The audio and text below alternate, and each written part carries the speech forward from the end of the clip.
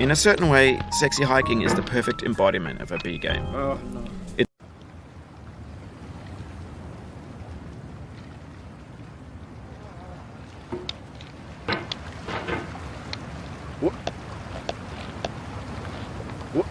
There's no feeling more intense than starting over.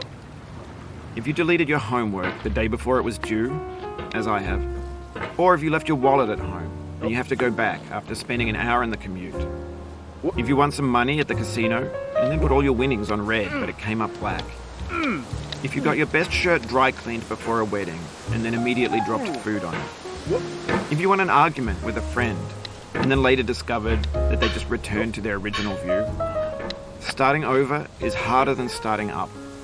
If you're not ready for that, like if you've already had a bad day, then what you're about to go through might be too much. Feel free to go away and come back. I'll be here. Alright, thanks for coming with me on this trip. I'll understand if you have to take a break at any point. Just find a safe place to stop and quit the game. And don't worry, I'll save your progress, always, even your mistakes. This game is a homage to a free game that came out in 2002, titled Sexy Hiking. The author of that game was Jazuo, a mysterious Czech designer who was known at the time as the father of B games. And B games are rough assemblages of found objects. Designers slap them together very quickly and freely, and they're often too rough and unfriendly to gain much of a following.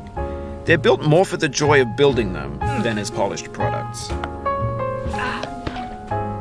In a certain way, Sexy Hiking is the perfect embodiment of a B game. It's built almost entirely out of found and recycled parts, and it's one of the most unusual and unfriendly games of its time. In it, your task is simply to drag yourself up a mountain with a hammer. And that act of climbing, in the digital world or in real life, has certain essential properties that give the game its flavor. No amount of forward progress is guaranteed. Some cliffs are too sheer or too slippery. And the player is constantly, unremittingly in danger of falling and losing everything. Anyway, when you start Sexy Hiking, you're standing next to this dead tree that blocks the way to the entire rest of the game. It might take you an hour to get over that tree, and a lot of people never got past it. You prod and you poke at it, exploring the limits of your reach and your strength, trying to find a way up and over. And there's a sense of truth in that lack of compromise. Most obstacles in video game worlds are fake. You can be completely confident in your ability to get through them once you have the correct method or the correct equipment or just by spending enough time. In that sense, every pixelated obstacle in Sexy Hiking is real. The obstacles in Sexy Hiking are unyielding, and that makes the game uniquely frustrating.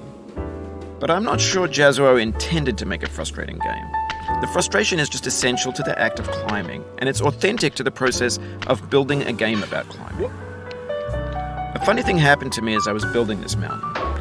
I'd have an idea for a new obstacle, and I'd build it, test it, and it would usually turn out to be unreasonably hard.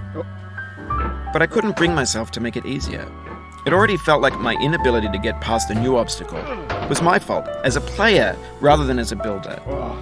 Imaginary mountains build themselves from our efforts to climb them, and it's our repeated attempts to reach the summit that turns those mountains into something real.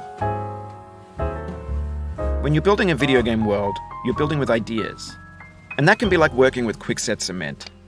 You mold your ideas into a certain shape that can be